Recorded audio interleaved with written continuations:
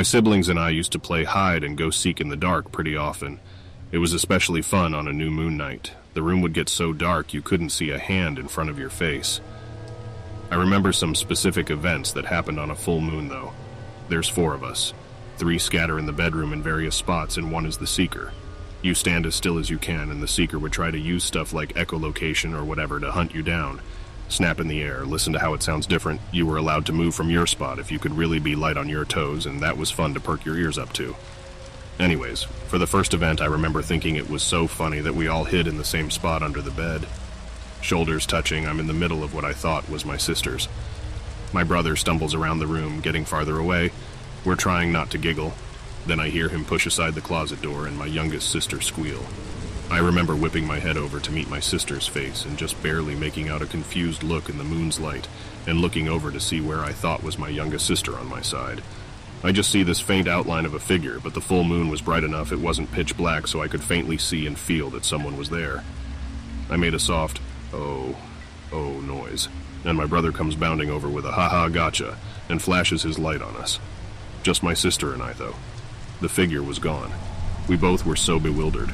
We were so confident that all 3 of us were under there.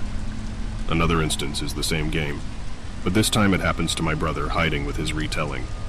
I'm the seeker, and I remember finding him, and the whitewash over his face was something else. I'm standing in the other corner of the room snapping closer to my sister, and he takes advantage of this and does a tiptoe past me to get to a different spot. Gets into the crack of the closet and has to shove his way in a little bit past who he thought was the youngest sister. He says he was holding his breath and was annoyed she wasn't and that she was going to give them away. He's apt to shush her softly when he hears the squeals of me finding the other 2. He says he was just frozen in place, listening to the breathing. I turn on my flashlight to announce he's the winner. No answer, and open the closet door to see him buried in the corner with saucers for eyes. We always got the sense that a kid was playing with us, but when you're young dealing with that kind of stuff, it really freaks you out in the moment. We both remember vividly touching someone that wasn't actually there, with just enough moonlight in the room for a faint outline of a figure to know that it wasn't just clothes or stuffies. One that really freaked me out was practicing the clap or snap thing with sound. Siblings scatter. I'm the seeker. Couple steps and a snap in the air. Couple more and a snap snap. Continue on until it starts to sound off and you know you're getting close to something. IDK the science behind it, but most of the time it worked pretty good. Snap snap. High pitch, snap snap.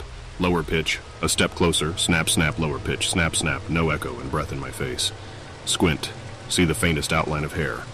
I remember going, "Ha-ha," and as I'm reaching through nothing where I thought would be a sibling, I hear a whiny groan and a sharp shh from in another corner. I turn the flashlight on and nobody is in front of me. Youngest sister and brother were behind me under the bed, squirmishing over space with my other sister on the actual bed above them. Loads of other instances in that house growing up, but the ones where my siblings also experienced them are some of my favorites.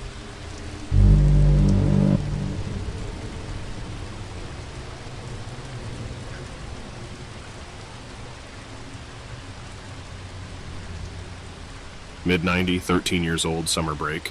I was home alone and sleeping in like I loved to before the heat rolled in. Anyways, the phone kept ringing and ringing, but the caller wasn't leaving a message, so I didn't pick it up. Eventually, they gave up, and I was just about to get back to sleep when the doorbell started ringing nonstop. I drag my ass out of bed and go downstairs and open the door. It's the neighbor girl from down the street. She was about my sister's age, 11, 12. She had a bat in one hand and the cordless phone in the other. She was crying uncontrollably. I let her in and got her to calm down a bit. When she could finally talk, she said that she was home alone for the day, and that a few hours ago their dog Pepper had started barking uncontrollably at a spot in their upstairs hallway. She said she had also heard banging noises coming from the same place upstairs. She had already called the police, and they did come out, but everything stopped just as they got into the house. Then it started up again after it had been thoroughly searched. Her parents had been notified too, but they felt it was just her imagination, so they didn't come home. She asks me to come check it out with her. I immediately slipped on my shoes and followed her down to her house. When we rounded the corner to the little cul-de-sac where her house sat, we noticed that the front door was open. She said that she had closed and locked it before leaving, but given the state she showed up in at my house, I felt like she had just forgot and didn't think anything of it. We get into the house, and immediately I could feel something on the back of my neck, like a tingle. At 13, I really didn't understand what that feeling meant, but later in life I would end up associating it with my gut telling me immediate danger. However, while I didn't understand the feeling then, I immediately became a little anxious and frightened. As we sat there on the landing to her front door, I could hear their dog Pepper barking at something upstairs, probably from the long hallway. I asked my neighbor to stay with me and to give me that bat. Then we started clearing the house, starting with the basement, then the kitchen, living room, and the garage until we were back in the front of the house near the stairs that led to the second level. With no else to check, we cautiously headed up. The stairs went up to a short hallway that led to the master bedroom on the left before turning right to the other 2 bedrooms and bathroom. We cleared the master bedroom, then were left with the long hallway of rooms and bathroom to check. At the end of the hallway was their dog Pepper, and he seemed to be fixated on a point on the ceiling just outside the door at the end of the long hallway. Looking up, I didn't see anything, so we continued to the bedroom on the left, then the bathroom on the right, before we reached the end of the hall where there was one more bedroom to check. It was her bedroom. As we approached the door to her room, we were startled by a slamming door behind us. It was the door to the master bedroom, a room we had just cleared together. At this point, the dog stopped barking and then ran off down the hall towards the stairs. However, as he rounded the corner, he stopped dead in his tracks in front of the now closed master bedroom door and started growling. Right as he did this, the neighbor girl got really scared and started crying. Then she dropped to her knees, brought her hands together in front of her, and started reciting the Lord's Prayer. Right as she said, "Hallowed be thy name," the door to her room slammed shut, followed by the bathroom door I was standing right next to. Then the spare bedroom door at the end of the hall near the master bedroom slammed shut as well. Right after all the doors slammed, there was a giant thud above us, like someone bringing their fist down on a tabletop. In this case, though, the roof was the tabletop, and that thud resonated throughout the entire house. Not knowing what to do, I just yelled, "Stop!" It wasn't directed at anyone, but it got my neighbor's attention, and the dog's attention, and then everything went silent. The dog, the praying, the weird vibe on the back of my neck. All of it. We just stood there in silence for a couple of minutes. Then we got our shit together and went downstairs. I told her she could hang out at our place for a while, and she agreed. We made sure to grab the dog and lock up, then walked back to my house.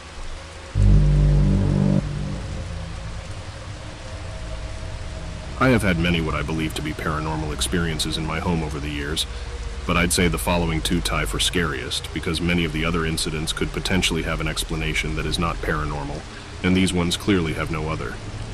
Right after I bought my place in 2009, I had a roommate yet while I was engaged and waiting for the wedding. Did not live with fiancé. One night he had been out to a party and I stayed home and went to bed instead. About 2 a.m., he suddenly burst through my door panicked and saying someone had broken into the house and said, "Listen." And right then, I heard the sound of someone running up the stairs to the second floor where I have a large rec room. That's partially over my bedroom, and running all over the rec room, stomping very loudly. I burst out of bed and grabbed the pistol I keep next to my bed and ran to the stairwell, my heart pounding and fully expecting to be seconds away from shooting someone.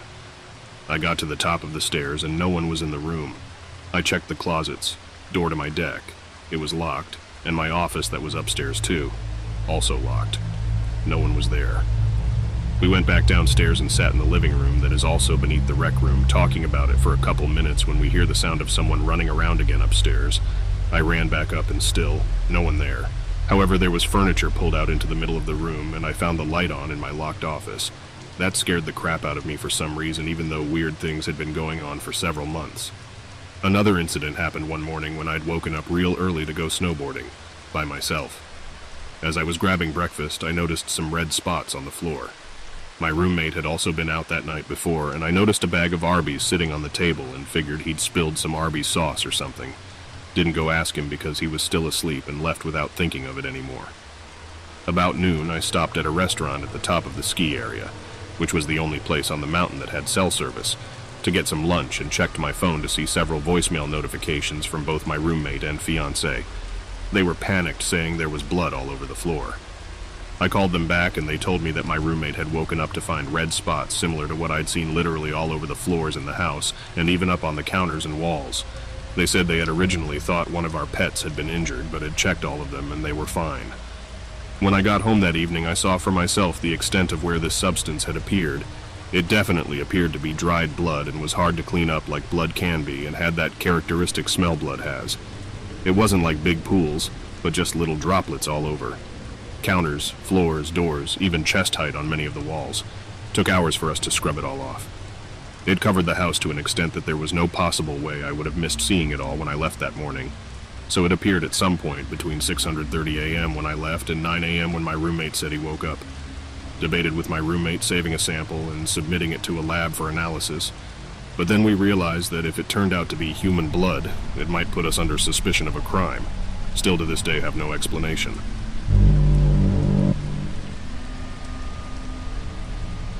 I've seen a lot of weird paranormal shit, but my father's house has always taken the cake for me. Usually hauntings were minimal. The TV remote would relocate randomly, windows and cabinets would open, footsteps would sound through the hallways. There would occasionally be disembodied conversations on the front porch, in the laundry room. You never felt alone. The house was over a century old too, and was nestled away in a historic neighborhood. I used to shrug it off as paranoia, insomnia, and nightmares. One day my sister confronted me. She told me to stop knocking on the walls and door of her room. It was constant. Knocking on the door next to her head, on the door again, by her head again, back on the wall. She was sick of me trying to convince her that the house was haunted, and at this point she was freaked out as well. I had to then tell her it wasn't me, I wouldn't dare imitate the ghost, and I never left my room after dark. The hallway really freaked me out, so did the back of the house, so I limited my time in these spaces. She no longer asked me to stop knocking, but would instead come to my room when it started up again. This went on for months, and this was mild. 2 nights stick with me. The first, I am alone. It is late, and I've been up on the phone with a friend. We don't talk much and are in different time zones, so I was willing and ready to stay up late. I do have a rule, though, one my mama taught me. Don't stay up past 3 a.m., especially in this house. It gets weird there at night. I realize it's about 3, and I tell my friend I have to get to bed. They tease me for a bit, all is well, and we part ways. The layout of my room is important. It is in the front of the house, and it is connected to a long hallway that leads to the back of the house. From my bedroom door, I can see out the windows to the backyard. I can also see everything down the long wooden hallway. I can see through the old keyhole in the door. I set my phone down. I get up to go turn the light off. Switch is next to my door. And I pause. Something is coming down the hallway. It is loud. It sounds like rush and old metal wheels and dragging, and it is coming down the hallway toward me. It sounds heavy, like a mine car or something else. I am frozen and I am staring out the keyhole. Nothing is there, nothing is there, nothing is there. It gets closer and closer and slams into my door. The door budges open and shuts again. There is nothing there. There is nothing through the keyhole. I still have never heard a sound like that before. I slept with the lights on. Toward the end of my stay in this house, my sister had a friend over. It was nighttime and we were all watching something on our family's computer. LOL. We had a clear view of the front of the house and had all of the animals with us at the time. 2 dogs, a parrot. My sister's friend asked us if we had any Pop-Tarts left, and my sister replied, "Yeah, but they're in the basement and I don't really want to go down there." I agreed with her 100%. The basement was something else. It was cold and damp, housing memories of old Christmases, bulk food, and something else. I would run up and down the stairs as long as I could remember, trying to run from evil. The basement was also unfinished and featured real dirt and earth and dust from its original construction. It made us uneasy, and we never went down there after dark. This led to a series of teases and taunts from my sister's friend about how we were babies and about how ghosts weren't real. We tried laughing it off, but felt uneasy. We still weren't going down there, that was for sure. Her friend ends the statement with "Ghosts aren't real." A minute or 2 passes, and her friend looks up from the computer. Wasn't the light in the living room just on? We all freeze and look up. The light in the living room, the one our parents left on before they left, wasn't on anymore. Right as we notice, the light snaps back on and something starts walking down the hallway, connected to the living room and room we were sitting in, running adjacent, also the one I can see from my bedroom. Storming rather, these footsteps are quick and deliberate. The dogs freeze, hair standing up on the back of their necks. The bird's eyes are wide, and he's standing in the corner of his cage. My sister and her friend grab each other, and we all find ourselves cowering in the corner of the room. There was no time for "we told you not to mess with it" comments that night, only fear. Thankfully, we moved out about 2 weeks later. This went on for about 10 years. Attended a school back in 2013 to 2014 that was so haunted I still don't believe it. Me and many other students, but also some of the teachers working there, saw things go flying in the air, heard footsteps, were sometimes touched by something we couldn't see and had various new and expensive equipment. Myself, I had an iPhone 5 and a fully spec'd late 2012 iMac at the time. Fail whenever the ghost entered the room we were in, and so on. The various tech problems all disappeared as soon as I left the school and took my stuff back home with me, BTW. The iMac's still in use today by my uncle, and he experiences no issues with it to this date. So to my first serious experience at the school. One night I was alone with a girl at my student house. Everyone else was partying down at the school building, when suddenly we started hearing footsteps from the attic upstairs. It was a tiny room up there that was only big enough for storing some tour and hiking equipment, like a few backpacks and such. After maybe half a minute or so, the footsteps started coming down the stairs from the attic. At this point, me and my friend went dead silent, and we were both just staring towards the door that went to the attic. The footsteps came all the way down and went into the living room where we were sitting. At this point, the sound of the footsteps switched from sounding like someone walking around in big boots into what to me sounded more like someone coming wet and barefoot out of the shower tub. When the sound got to the middle of the room, which was right in front of where me and this girl were sitting, it stopped, and for a few brief moments there was nothing but dead silence.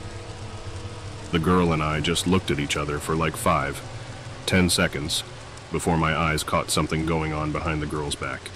We were sitting in a couch together, and behind her were these huge windows that went from the floor and all the way up to the ceiling. They had some seriously huge blinds as well, and so I watched this pretty heavy lead thing that certain industrial blinds have be lifted all the way up from the floor to just above the middle of the window. There it kept floating in the air for about 5 seconds before it was punched into the window with such force that I'm sure the window would have broke if it hadn't been for those thick blinds protecting it. The girl didn't see this as it happened behind her back, but you can be sure that she heard the noise. In fact, she got so scared that she literally jumped into my lap screaming. That's the moment when I stopped trying to give possible natural explanations to everything paranormal.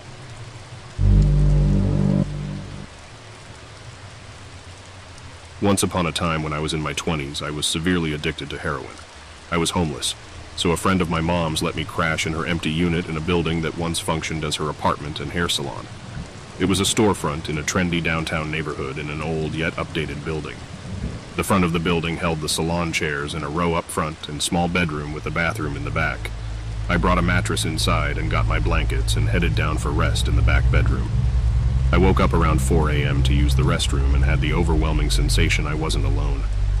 I can't explain it. It wasn't blurred by the drugs. I felt it in my spirit. I figured it was because I woke up in a new space and shrugged it off. I went back to the bed and adjusted my eyes to the darkness, and I started seeing shadows move on the ceiling. I kept rubbing my eyes and doubting myself. I figured I was just flipping out because I was sobered up now, scared and alone. This went on the next couple nights. Odd, creepy feelings in this place, especially being watched, odd shadows on the ceiling. But I was able to get high, sleep, and not deal with most of it. I still felt uneasy, though. But when you have a free place to lay your head, have heat, water, and do your drugs in peace in, you place that ahead of everything else. One evening, I came back after dancing at a club to support my pitiful habit. I was exhausted, for the most part pretty sober and ready to settle down. I showered, tucked into the bed, and was scrolling mindlessly when these weird slapping noises started in the salon room. Sounded like someone was slapping the hardwood flooring. It took every ounce of courage to peek around that corner, out into the storefront of chairs. The noise stopped as soon as I got to the doorway. I walked into the salon chair area and noticed an old cable cord coming out of the floor. This was in the area the noise was coming from. I get a terrible gut feeling, and I knew damn well I couldn't handle it if this cable starts moving in front of me, so I fly to the bed and jump in. I was shaking to death. I contemplated running past that room to the back door into my car. I knew I'd have to put on more layers, grab shoes since it was freezing but sounded too time-consuming. I thought of calling 911 and having them help me. I even had paraphernalia in there too. I didn't give a damn. I was willing sleep in the winter cold in my vehicle with no gas in it. The slapping starts again, and then I realize it's definitely that damn cord. Had to be. The sounds made sense for it. It felt like it was antagonizing me. I sat there shivering on that stupid mattress, listening, head under the blanket, trying to make sense of what is happening. Did someone break in? No. I feel something in here, not human, I know it. Then it stops and it's silence for a good 30 seconds. I just knew in my mind it was making its way in the back bedroom I was in. I feel like it felt me out a few days and was making its move. It was time. All of a sudden, I felt a heaviness in the space between myself and the wall, like someone leaning over me, looking. I knew it was threatening. My insides told me my fight or flight is kicking in now. "I shit you not," I heard right in my face, a low growling. I have chills now telling it. It was evil, pure anger.